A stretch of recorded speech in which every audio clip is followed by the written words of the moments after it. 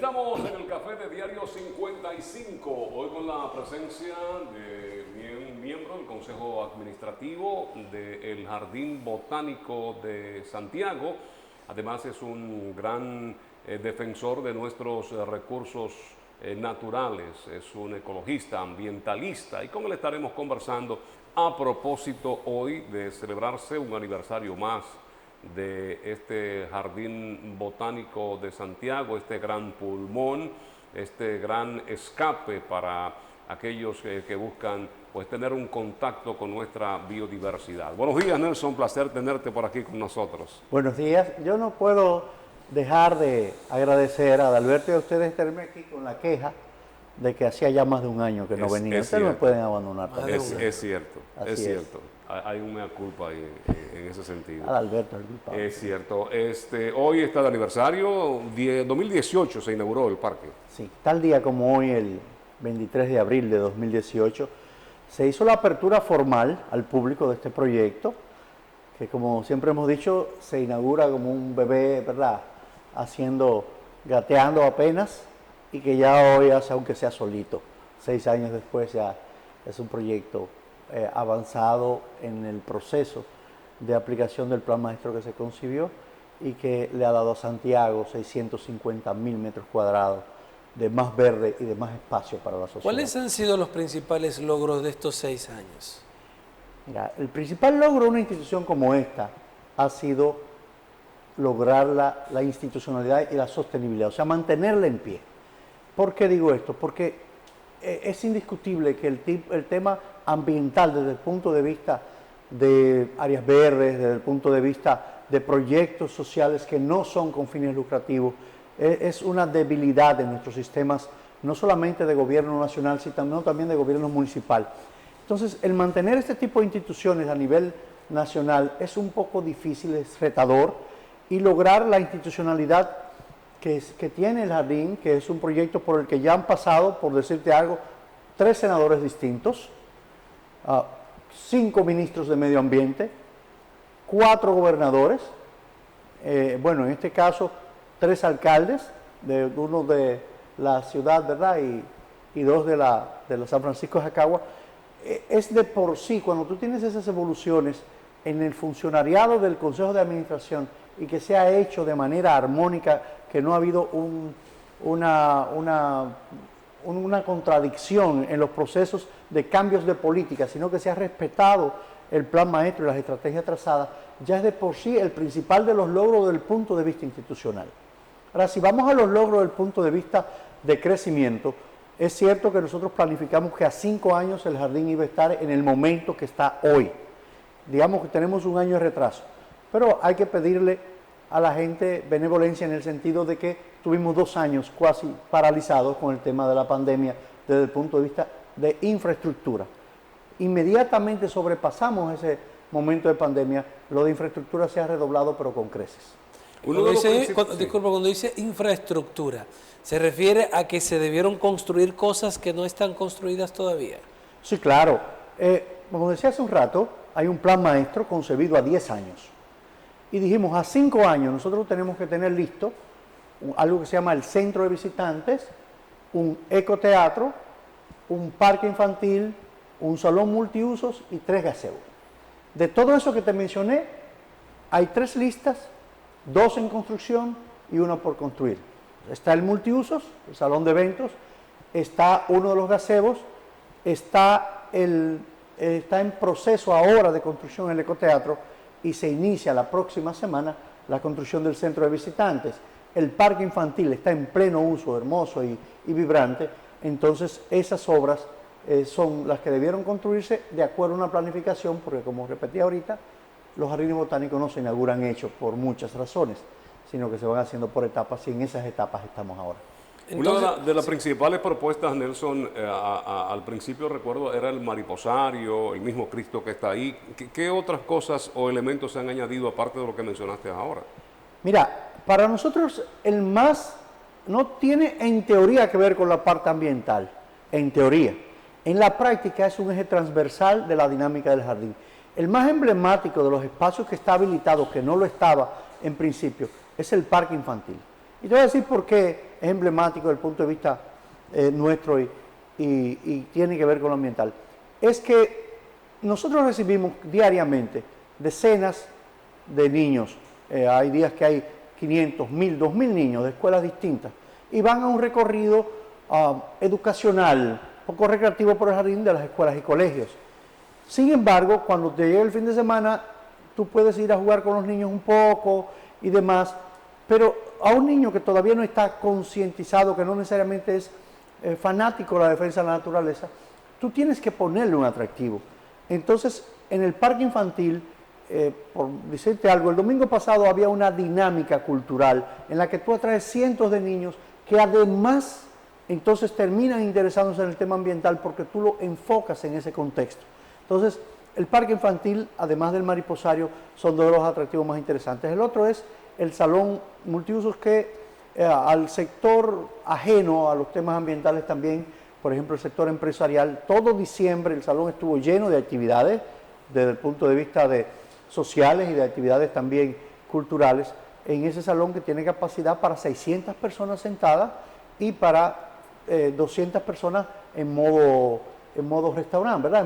En modo fiesta, como le decimos. Entonces, esos dos espacios son dos de las novedades. Y una tercera novedad que ahora llama mucho la atención y que está supuesta a estar en funcionamiento ya en uso pleno en un par de meses es el orquidiario Vivian Saladín de Guzmán, que es y será, sin lugar a dudas, el principal orquidiario de la región del Caribe. ¿Ustedes tuvieron un festival ahora o algo así, este fin de semana recién pasado? Bueno que lo mencionas, terminamos la tercera versión del Festival de las Orquídeas con la Sociedad de Orquideófilos del Cibao. Un éxito rotundo y absoluto, más de 25,000 personas recibimos. Los índices de ventas se dispararon muchísimo con los expositores. Habían 30 expositores que terminando yéndose literalmente con los estantes vacíos, porque el público se dio banquete a precios muy razonables en estas hermosas plantas y que además estuvo lleno de actividades de formación, de capacitación sobre plantas y cultivos, y que de verdad agradecemos mucho a medios como este y a la sociedad en general. Vinieron grupos, señores, autobuses de San Pedro de Macorís, de Baní, de Santo Domingo, de San Francisco de Macorís. Vinieron miles de personas que refuerza la calidad de recepción turística de nuestro pueblo en festivales como este, que debe repetirse sin lugar a dudas. Nelson, ¿el botánico es una dependencia del Ministerio de Medio Ambiente o tiene autonomía? Mira, el botánico es un híbrido muy interesante. Antes de hablar en este país de las alianzas público-privadas, el botánico fue un ensayo para eso. ¿Por qué? Porque técnicamente el botánico está dentro de un área protegida que se llama Monumento Natural Saltos de la Tinaja. En ese contexto está bajo los dominios del Ministerio de Medio Ambiente como protector de las áreas protegidas. Sin embargo, cuando se creó el jardín como tal, en un decreto se asignó un consejo de administración multipartito en el que está, por ejemplo, la presidencia del consejo la tiene la Universidad Autónoma de Santo Domingo, que originalmente era la propietaria del terreno, ¿verdad? Entonces se incluyeron ahí asociaciones sin fines de lucro como la Sociedad Ecológica del Cibao, la Fundación Saltadero, pero se incluyó también el sector estatal político como el senador, los alcaldes de San Francisco de Jacagua y de Santiago, la gobernadora, el ministro de Medio Ambiente y el director del Jardín Botánico Nacional. En adición, entonces estamos algunas personas como ciudadanos. El caso de Francisco Domínguez Brito y el mío, estamos como ciudadanos. Pero tú tienes además instituciones sociales como del sector privado como la APERI o el Consejo de Desarrollo Estratégico o las 5 universidades que tienen presencia en Santiago.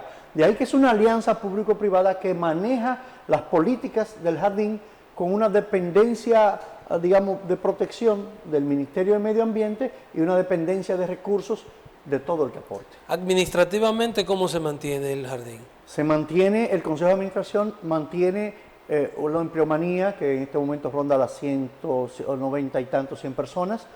Los recursos provienen, una parte de los fondos del presupuesto, por la ley de asociaciones sin fines de lucro, otra parte del Ministerio de Medio Ambiente, porque además el jardín es una maquinaria de producción de plantas, tiene viveros amplísimos para 500,000 de plantas y está en proceso de habilitación un banco de semillas, el Banco Regional de Semillas, entonces recibe fondos del Ministerio de Medio Ambiente por este concepto, pero además recibe fondos del sector privado. En este momento algunas de las obras que se están construyendo, por ejemplo, tienen aportes del gobierno central, pero hay 2 de ellas que tienen aportes de inversionistas privados que están haciendo la donación. Jurisdiccionalmente, el jardín está ubicado en el distrito municipal de Los Cocos, de Jacagua. Nosotros estamos en la frontera. El jardín hace frontera entre el municipio de Santiago y el distrito municipal de San Francisco. Por eso están ambos alcaldes en el Consejo de Administración.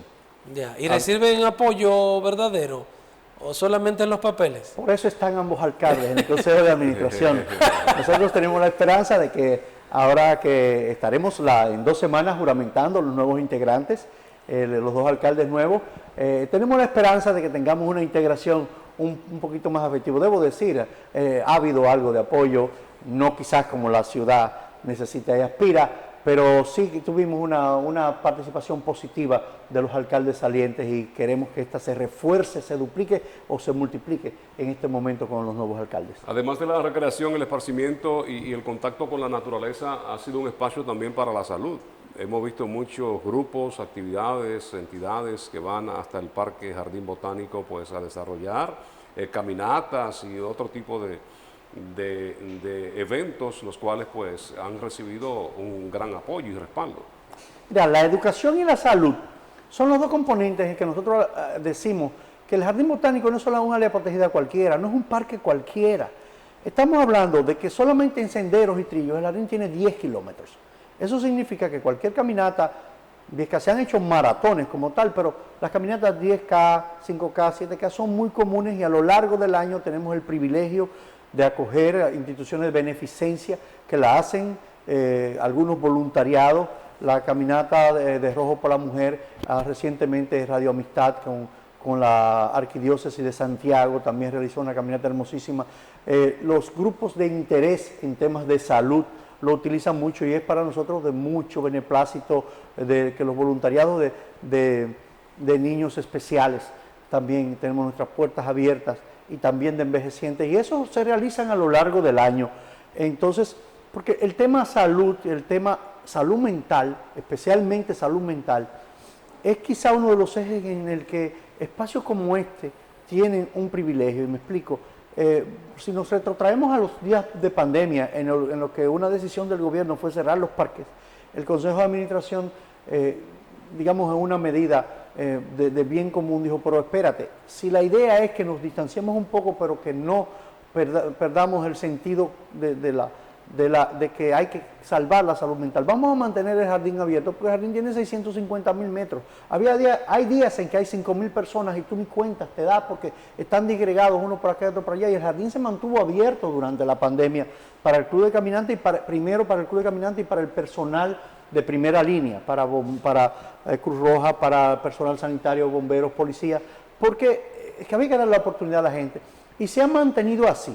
Es de verdad hermoso tú encontrar un día cualquiera a una familia sentada bajo un samán sola, esparciéndose, o a una joven leyendo un libro, o a un envejeciente que fue a caminar y fue, como dicen ellos, a ver los pajaritos. Entonces, esto es un aporte que el jardín hace a la sociedad y que al año reúne aproximadamente entre 300 y 400.000 visitas. Este año estamos rumbo a las 500.000 visitas en términos de aporte de visitantes, ¿no? ¿Qué es el Club de Caminantes? Mira, el Club de Caminantes es una facilidad que se le da a las personas que, por ejemplo, usted entra a trabajar muy temprano y si quiere hacer ejercicio, llegar a las 5 de la mañana, a las 6 de la mañana. Entonces nosotros, por una razón de control de acceso, de seguridad, tomamos tus datos, te registramos y te damos un carnet que permite saber que tú estás entrando al jardín a esa hora o que estás saliendo, por ejemplo, a las 7 de la noche cuando ya el jardín está cerrado al público. El jardín abre al público con entrada libre, gratuita, de 8 a 5 de la tarde.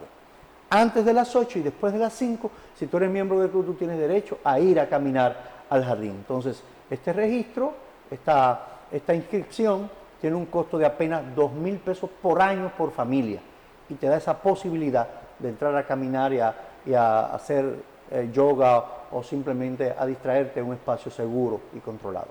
A propósito, nos vamos al corte. Antes de irnos al corte, Nelson, ¿cuáles servicios tienen ustedes establecidos allí? Es decir, si una persona quiere ir con su familia, tal vez, yo estoy pensando desde mi realidad, posiblemente yo me pierda en el jardín.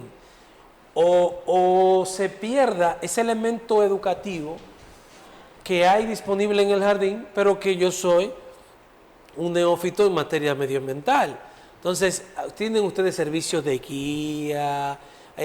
¿Cómo existe En efecto. ese y otros servicios? En efecto, te decía que los dos pilares del jardín son el tema de salud y el tema de educación, son transversales. Hay un equipo joven, muy dinámico, de educación ambiental, que es el que guía todos los días. Nosotros recibimos escuelas y colegios todos los días, prácticamente. Ese equipo guía y orienta primero esto. Entonces, recibimos grupos especiales. Puede una familia como tal ir y solicitar el servicio de guía para explicarle todas las dinámicas del jardín, pero puede también ser un grupo de personas que viene de visita y demás y se le asigna un guía que le da las explicaciones. Eso incluye unos videos de orientación sobre lo que ha sido el jardín y su trayectoria, pero eso incluirá en los próximos meses, si tenemos la benepresencia de los constructores y del clima y de Dios, en 3 meses tendremos el ecoteatro habilitado y es el salón de proyección de ese componente educativo para que la gente, antes de entrar al recorrido del jardín, entienda más o menos de qué se trata toda la iniciativa y pueda decidir desde ahí, bueno, mira, me interesa ir a conocer lo que es un humedal artificial, me interesa ir a ver cómo impacta los cactus y suculentas en los ecosistemas, quiero ver los bosques de galería en el entorno del río, o quiero ir, por ejemplo, a ver cómo se producen las plantas en los viveros. Todo eso está disponible para el público en general y que generalmente y que por lo común es muy utilizado por grupos. Ese recorrido, unido a esa parte formativa, de que primero vas al teatro o al ecoteatro, lo que sea, unido con ese recorrido, ¿en qué tiempo se hace? Está pautado en los vehículos eléctricos que tenemos, está pautado para 2 horas. 2 horas. Si lo haces a pie, 4 horas. O sea que un grupo o una familia que decide ir a conocer en sentido más amplio, con más detalle, el botánico tiene que disponer de al menos 2 horas. Hay varias opciones que tienes. Los vehículos se mantienen circulando. Si tú haces todas las paradas en los espacios temáticos, como el laberinto, el humedal o el puente colgante, te toman más o menos 2 horas. Sin embargo, si lo quieres reducir, tienes algunas paradas y sigue circulando. Digamos, el recorrido en el vehículo se hace en 20 minutos. Entonces, es muy flexible el tiempo del que necesite disponer. Digamos que el mínimo, media hora. Y aproximadamente 2 si te decides hacer las paradas, o más si te decides quedarte un rato más contemplando los No, espacios. 2 o 3 horas. ¿Tiene algún costo? Nos responde ahora porque vamos a recibir primero el café y mientras recibimos el café nos responde si tiene un costo, porque cuando hay un guía y un servicio profesional, en la mayoría de estos centros pues hay unos costos, es bueno saber. Gracias, Xiomara, por brindarnos Café Santo Domingo, lo mejor de lo nuestro. En estas 3 presentaciones es el Suardí, Perla Roja y Gran Sierra. Cultivado desde Rancho Arriba, Cordillera Central y también en Barahona, es el Café Santo Domingo, lo mejor de lo nuestro. Bueno, vamos a publicidad, ya regresamos conversando con Nelson Bautista. Quizá la hora no sea suficiente para hablar del jardín botánico porque hay otros temas también de interés. A propósito de ayer conmemorarse el Día de la Tierra, Nelson, y tú que eres un defensor de los recursos naturales, pues tenemos también que tocar esa parte en esta conversación contigo. Ya regresamos.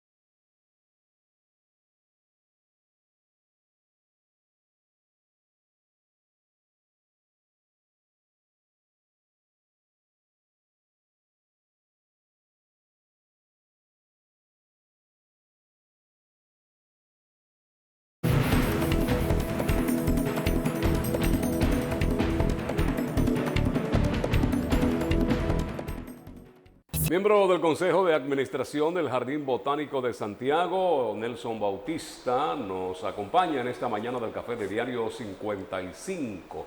Entonces, antes de irnos a publicidad, quedamos en cuanto a contribución, en cuanto a costo de los visitantes allí. Claro. El Jardín Botánico de Santiago es una asociación sin fines de lucro, como decía un consejo, que no tiene fines de lucro, pero tampoco tiene ánimos de pérdida. Entonces, la entrada es gratuita, por algunos años va a ser así. La entrada es libre para cualquier persona en el horario regular. Sin embargo, los servicios por tema de sostenibilidad tienen un costo. Por ejemplo, el recorrido en vehículos, que tenemos 2 vehículos eléctricos, necesitas un cintillo que cuesta aproximadamente 100 pesos para el público general, niños y estudiantes más económicos. Las entradas a los espacios especiales, que necesitan un alto mantenimiento y que nos amerita un alto costo, como el mariposario o el laberinto, tienen también un costo entre 25 y 50 pesos. O sea que sí hay un costo estimado para esas cosas. En sentido general, los recorridos guiados tienen un costo para grupos particulares. Sin embargo, no así para escuelas y colegios. Me explico. Nosotros tenemos un programa que es nuestro buque insignia, que se llama La Escuela en el Jardín. Y este programa consiste en que a lo largo de los años nos dimos cuenta que de cada 1000 estudiantes que llegaban al jardín, unos 700 eran del sector privado y apenas 300 del sector público, por razones elementales. Porque cuando tú tienes que alquilar un autobús y tomar esos niños fuera, en el sector público no necesariamente los padres tienen los 100 o los 200 pesos que cuesta alquilar el autobús. Entonces solamente algunos centros podían hacerlo. Nosotros adquirimos con el apoyo del gobierno y del Ministerio de Medio Ambiente un autobús y todos los días ese autobús busca 2 escuelas, estudiantes meritorios para hacer ese recorrido. No solamente es gratis, sino que nosotros los buscamos, le damos una merienda, le hacemos el recorrido guiado, las explicaciones y volvemos y lo devolvemos a su escuela. Y es un proyecto modelo sumamente exitoso que nosotros humildemente tenemos la aspiración de que sea aplicado por otras instituciones culturales y ambientales a nivel nacional, porque entendemos que tenemos que buscar cerrar esa brecha que tienen algunos centros sobre los del sector público. De todas estas ofertas que ofrece el Jardín Botánico, yo también disfruté hace como unos 6 meses de un picnic, tienen áreas allí disponibles y la familia, una parte que llegó de Estados Unidos, ahí compartimos nosotros un buen rato, todo con esto que nos permite el estar ahí con todos estos recursos interesantes del Jardín Botánico. Nelson, Día Mundial de la Tierra ayer. Yo sé que tú has sido uno de los grandes defensores que ha estado en instituciones, en entidades, en grupos, los cuales pues ha estado defendiendo con uña y diente nuestros recursos. ¿A qué nos enfrentamos hoy día los dominicanos cuando hay tantas críticas de que no tenemos un ministerio que vele y que le duela realmente a nuestro país? Ya el Día de la Madre Tierra, que como dice se conmemoraba ayer, estamos en el mes de la Tierra. El lema para este año es el planeta versus los plásticos. Y yo digo la isla versus los plásticos. Muchas organizaciones ambientalistas tenemos la disposición de que tan pronto termine la campaña electoral, nosotros tenemos que abrir otra campaña. Y esa campaña es en búsqueda de la eliminación de los plásticos de un solo uso, si queremos salvar lo que queda de nuestros ecosistemas y especialmente fuentes acuáticas, sobre la inundación masiva, grosera de los plásticos en nuestro entorno, en nuestras calles, en nuestros invernales, en las cañadas, en los ríos y también en las áreas verdes. Es una de las batallas que tenemos pendientes. Tú mencionas el Ministerio de Medio Ambiente, sigue siendo una tarea pendiente de nuestro país, el que ese ministerio, igual que otros, puedo mencionar el tema de educación y salud, deberían ser despolitizados, quiere decir trascender a la política partidaria y que esos ministerios siempre sean dotados de una capacidad técnica de respuesta imparcial ante cualquier afrenta, ante cualquier delito ambiental que no dependa de un partido, que no dependa de que si es un compañerito o es un dirigente del gobierno, que hace falta realmente que nuestro ministerio, o sea, es una institución que ya tiene 24 años y que sin embargo está en unas falencias terribles en términos de capacidades implementadas, porque cada vez que llega un ministro nuevo, cada vez que llega un viceministro nuevo, desmonta lo que encuentra, a veces sin analizar si estaba bien o estaba mal, y entonces en esos cambios, esas sustituciones, se va una camada importante de técnicos que algunos se han formado por años a costa del propio Estado, y por otro lado también hay un doble tamiz para el tema de los delitos ambientales. Tú ves los operativos en los que participan las autoridades y te capturan, por decirte algo, en una montaña que han quemado, te capturan 3, 4 personas. ¿Quiénes son esas personas? Normalmente, si son los Haití, se dice capturamos 8 nacionales haitianos. Nunca, en dominicano nunca parece que nos mandó. Si te capturan 20 camiones trayendo materiales del río Yuna, están 20 choferes presos. Pero los camiones tienen dueños, que normalmente son personas con poder económico, que tienen los 10, 20 millones de pesos que cuesta eso, o un militar que está detrás, pero nunca está en el banquillo. Entonces, ese doble rasero en el que el más humilde que termina preso por 3 días, 4 días, si acaso un mes, es algo que debe ser superado en un país como el nuestro, si de verdad queremos tener no solo un Estado de Derecho, sino defender la única herramienta que nos puede a nosotros preparar, ayudar a mitigar y adaptarnos frente al desafío de la crisis del clima. No creo que ya eso sea algo que esté en cuestionamiento, si estamos o no viviendo los embates de la crisis climática. La pregunta ahora es, ¿qué vamos a hacer para proteger, por ejemplo, y en primer lugar, los bosques de montaña, que son los únicos que pueden garantizar 3 cosas? Primero, que si llueve mucho, esa agua no baje de golpe a la ciudad y arrase con todo, como ha ocurrido en algunos pueblos de aquí. Segundo, que esa agua se mantenga más tiempo y no tengamos periodos extensos de sequía. El otro día escuchaba a alguien de Corazán decir que tenemos un déficit de varios miles de galones de agua mensuales en la producción de agua para Santiago. Si nosotros no garantizamos que esos bosques de montaña retengan el agua, estamos conspirando contra la sostenibilidad del país. Y tercero, está el asunto del microclima, de los espacios que regulan esas altas temperaturas, en la cual los bosques de montaña tienen un rol de primer orden porque son capaces de retener esa humedad en altura que vienen, por ejemplo, los vientos alisios, como hace el Diego de Ocampo aquí en el norte. Y sin ese microclima especial nosotros sentiremos esas burbujas de calor con cada vez más fuerza. Entonces, esa defensa que debe ser ciudadana, pero que debe ser de mano de la autoridad competente, es algo que nosotros estamos perdiendo la batalla en estos momentos. Esa defensa que mencionas, que debe ser ciudadana, representación de eso, y hace un momento mencionaba a los poderosos, que no son los que van 3 y 4 días a las cárceles, da la impresión de que convertirse en un ciudadano defensor del medio ambiente es algo peligroso, sobre todo en estos días en el que acabamos de ver que un defensor medioambientalista en Tireo hizo una denuncia de una grancera, de una situación en el río Tireo, y a los pocos días pues apareció muerto. ¿Es peligroso ser medioambientalista? En tiempos como estos, lo peligroso es no serlo, porque en el caso de lo de Tireo es un hecho todavía un poco confuso, pero que indiscutiblemente hay 2 víctimas. Hay una víctima irrecuperable de una tragedia humana en la que un grupo de personas mata a alguien que estaba defendiendo algo que tiene que ver con el entorno de lo que él consideraba su río, como debe considerarlo todo ciudadano. Pero la otra víctima ahí es la institucionalidad. Porque lo del río Tireo no ocurrió la semana pasada, no ocurrió el mes pasado. Viene ocurriendo a lo largo de los años ante la mirada indiferente de las autoridades que tienen que ver con eso. Las autoridades locales de Constanza, las autoridades de la provincia de La Vega, las autoridades nacionales del Viceministerio de Suelos y Aguas y desde el Ministerio de Medio Ambiente. Eso viene ocurriendo a lo largo de los años. Busque la hemeroteca y usted va a encontrar que cada 2 o 3 meses brota ese escándalo, como brota cada 2 o 3 meses en el Yuna, como brota cada 2 o 3 meses en el Yaque, o como brota cada 2 o 3 meses en la duna de Baní. Entonces lo peligroso ahora es no serlo. Lo peligroso es cederle el espacio a la depredación. Lo peligroso es que nosotros permitamos que el Parque Nacional de Valle Nuevo siga siendo depredado por personas que lo explotan agrícolamente, y que los ríos que dependen de Valle Nuevo, y los santiagueros a veces dicen, pero ¿por qué nosotros de Santiago tenemos que preocuparnos por eso si beneficia más al sur? Señores, el agua del Yaque, una parte depende del río Jimenoa, y el río Jimenoa nace en Valle Nuevo. o el agua del sur con el Yaque del Sur y el río Las Cuevas, o el agua de Santo Domingo con la presa de Valdesia. Sin Valle Nuevo no lo tenemos.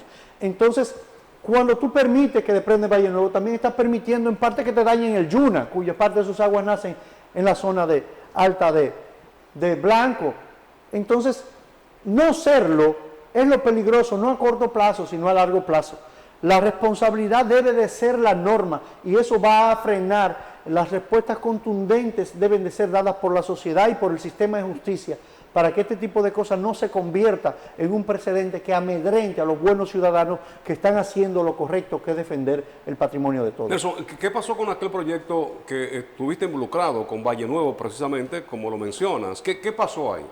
Mira, en 2016 la sociedad civil aglutinada en la Coalición para la Defensa de las Áreas Protegidas y un consejo de cogestión que se hizo en Valle Nuevo, en la gestión de Francisco Domínguez Brito, se implementaron unas resoluciones para desaforar, sacar las agriculturas en ese parque. Se dieron varios plazos con diferentes términos. Funcionó con un éxito bastante eficiente en la zona norte, Constanza, la zona que se llama Montellano, El Castillo, La Siberia. Fueron reubicados los más humildes en una comunidad modelo que todavía funciona y que este gobierno le ha dado seguimiento y acompañamiento, que se llama Villa Popi. Los más, con un poquito más de recursos, fueron sacados porque muchos de ellos no tienen forma de probar derechos adquiridos, simplemente fueron gente que llegaron ahí, o algunos alegan que nacieron, pero no tenían derechos adquiridos porque esos terrenos tenían una titulación privada a terceros. Fueron retirados.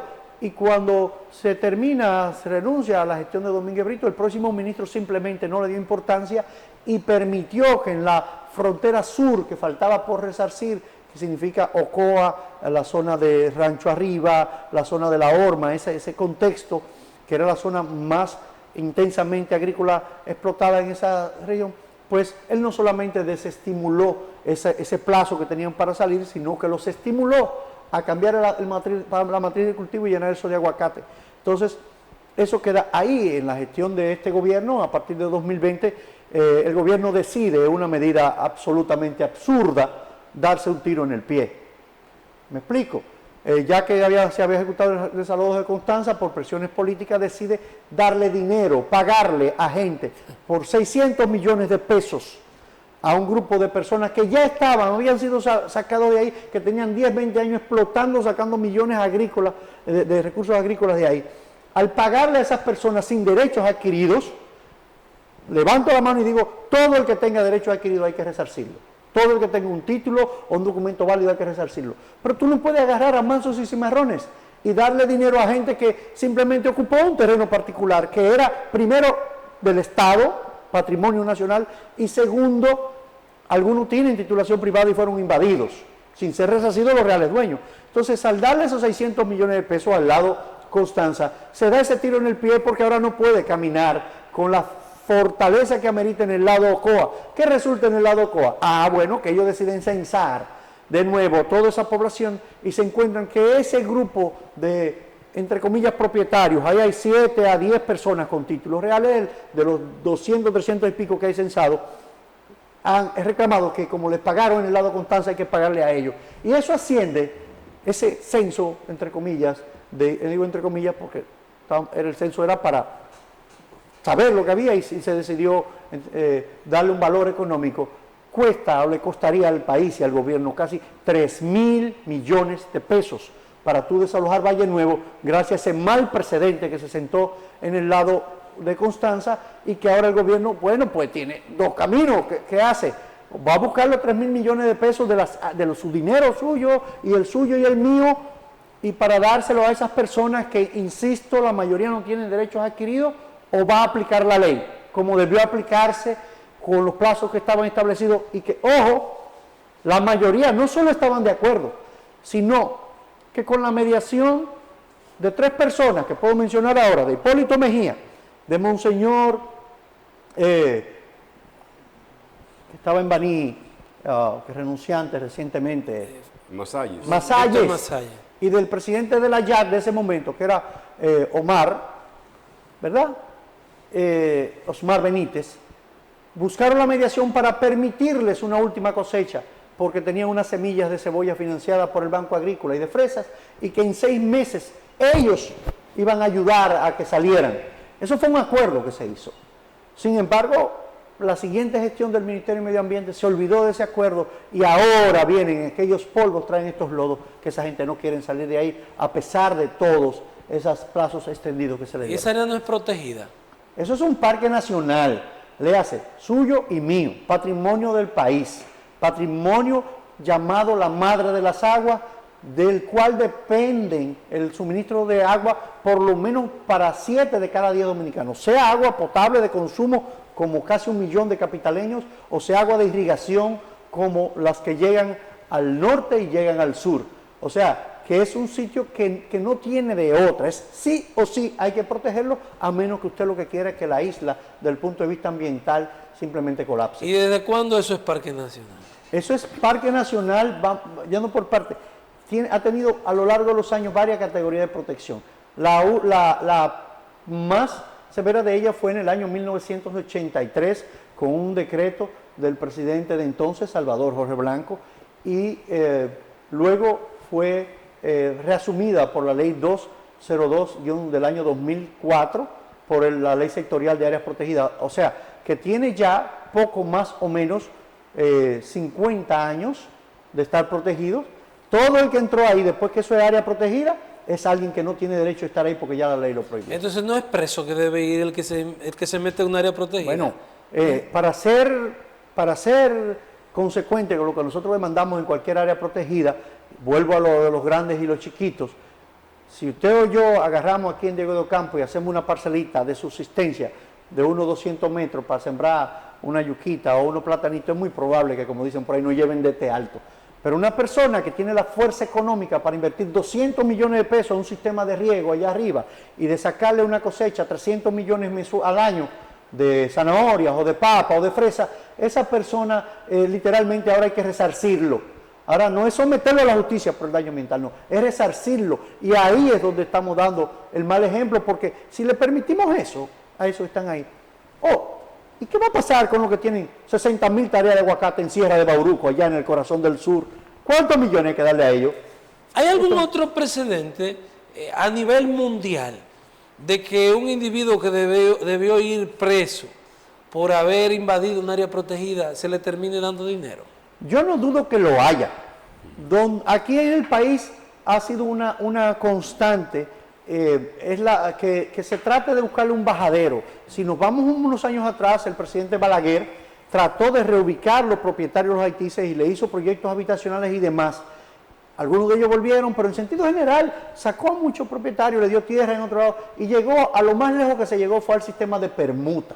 O sea, te doy una porción de terreno y un apartamento y te saco de ahí para que tú dejes afectar el área protegida. Sin embargo, es un patrón que parece ya, hay una política medio rara en algunas gestiones, y me voy a retrotraer al gobierno del presidente Mejía. En el gobierno del presidente Mejía, a personas de ahí de Valle Nuevo, que tenían un territorio X, entre comillas, con un derecho adquirido, la familia Guzmán, el gobierno del presidente Mejía le pagó 300 millones de pesos de esa época para expropiarle un terreno que está dentro del parque de Valle Nuevo, como igual se lo pagó a otras personas en Sierra de Bauruco, con ese mismo contexto. Lo malo no es que se haya pagado, quizás, porque en estos casos, digamos que tenían derechos adquiridos cuestionables, pero lo tenían, o sea, tenían un título con el cual tú puedes ir a la justicia y debatir o no. Lo malo es que aún pagándoles, algunos de ellos, como es la demanda, señores, por 100.000 millones de pesos que tiene hoy el Parque Nacional Sierra de Bauruco, 100.000 millones, o sea, no es un juego, no es un chiste, es el presupuesto de 20 ministerios de este país, con títulos que en teoría, en esa gestión de Hipólito Mejía, una parte de esos títulos se pagaron. Pero lo estamos reclamando una parte de ellos también. Entonces, fíjate cómo esos precedentes generan un absurdo para el propio Estado en el que uno tiene todo el derecho del mundo a dudar el por qué se hace si la verdad lo que buscamos es complicarlo más. Esto es el cambio. Vámonos a publicidad, ya venimos, regresamos minutos finales con Nelson Bautista, que está acompañándonos en este café de Diario 55.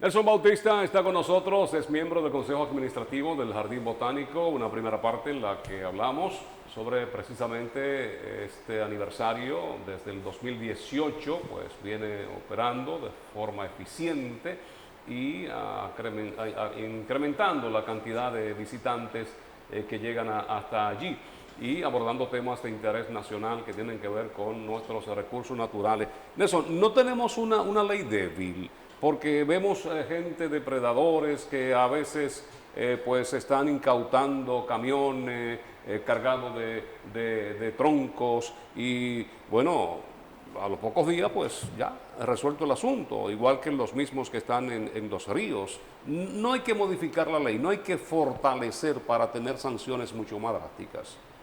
Mira, como parece ocurrir en muchas otras legislaciones, la ley marco de medio ambiente, que es la ley 64 del año 2000, es una ley muy buena, con boca pero sin diente.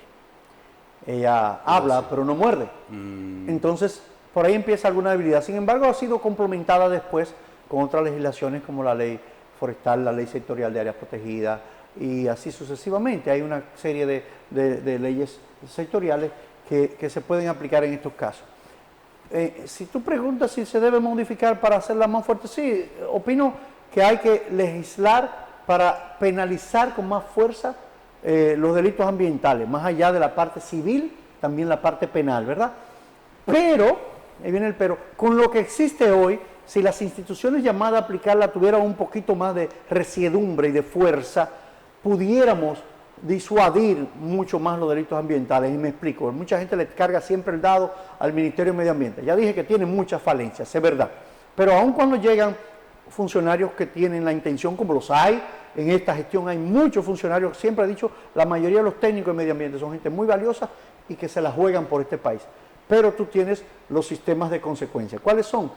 Bueno, la persecución, que depende de un organismo que se llama Servicio Nacional de Protección Ambiental, que depende del Ministerio de las Fuerzas Armadas, el CEMPA, que tiene, hoy en día, puedo reconocer que tiene un jefe que es una persona íntegra, hasta donde tengo conocimiento, el coronel Rodríguez. Pero tú mira, los CEMPA tienen 200 y pico de efectivos para todo el país. Si fueras a distribuirlo nada más en las áreas protegidas, que son 132, tocan de a uno y cuidado. Entonces tú tienes el 25% del territorio nacional es área protegida. Tienes la montaña, que aunque no son áreas protegidas, tiene extracción de madera. Tienes los ríos. El CEMPA tiene que hacerle frente a todo eso. Una región como el Cibao Santiago tiene a lo sumo entre 3 y 5 efectivos del CEMPA. En lo que ellos van a Sajoma a perseguir un delito, le ocurre otro delito aquí en Palo Quemado y no hay forma logística de llegar. Tiene muy pocos efectivos, muy poco apoyo logístico, muy pocos vehículos, muy pocas armas, muy poco de todo el CEMPA, aunque tuviera la voluntad. Pero entonces tú te vas a otra unidad del sistema de justicia que tiene que ver con los delitos ambientales, que es para la Procuraduría Especializada de Persecución, especializada de los delitos ambientales, la PRODEMAREN se llama, especializada en medio ambiente y recursos naturales, que lo manda la ley 64 del año 2000. Tú tienes la misma realidad. En Santiago, por ejemplo, tú tienes una fiscal a cargo de ese departamento que la mayoría de veces o no tiene vehículo, o si lo tiene, a lo mejor no tiene la logística suficiente, le ponen uno o dos ayudantes medio pasantes ahí. No hay forma humana de que la Procuraduría de Medio Ambiente haga un trabajo eficiente cuando a nivel nacional cuenta con una cantidad escasísima de fiscales, es la cenicienta del Ministerio de Justicia o de la Procuraduría General, poquísimos recursos, poquísimo personal y en algunos de los casos poca voluntad. En algunas provincias te ponen de fiscal de eso porque hay que moverte a un puesto y te ponen ahí, y ese fiscal puede o no puede interesarse por los temas ambientales porque no necesariamente se especializaron en eso. Entonces, hay un componente de ley, pero también hay un componente del resto del sistema que está fallando. Y la tercera, estos son los tres elementos, la cuarta pata de la mesa, que vive más coja que sana, es la parte ya de los jueces. La gran verdad es que la mayoría de los jueces ni entienden, ni le importa los problemas ambientales. Ellos no entienden por qué es malo que una persona que compró un terreno en Jarabacoa tumbara 50 pinos. Ellos no lo entienden porque dicen, porque era su propiedad, ¿qué importa 50 pinos? Puede sembrar 100 más. Y no entienden por qué, si esos ríos bajan toda esa andanada de agregado, sea malo que yo busque 10 camioncitos de arena o de grava para yo ganarme 200,000 pesos, que es más o menos lo que cuestan 10 camiones de eso. No lo entienden porque el río lo va a volver a traer. Los jueces simplemente no lo entienden, no lo puedo ni siquiera culpar porque lo hacen por mal, es que no lo comprenden. Y el sistema de justicia tiene que permitir esa posibilidad de que el área ambiental y las academias ayuden en seminarios y en formación a los jueces a entender las intríngulis de la ley, y que lamentablemente hasta que no pasa algo grave, muy muy grave como ese asesinato de aquí, o no pasa algo escandaloso como lo que pasan con alguna frecuencia en áreas protegidas, pues los jueces no reaccionan con la contundencia y te ponen, te voy a poner el caso para mí más aberrante.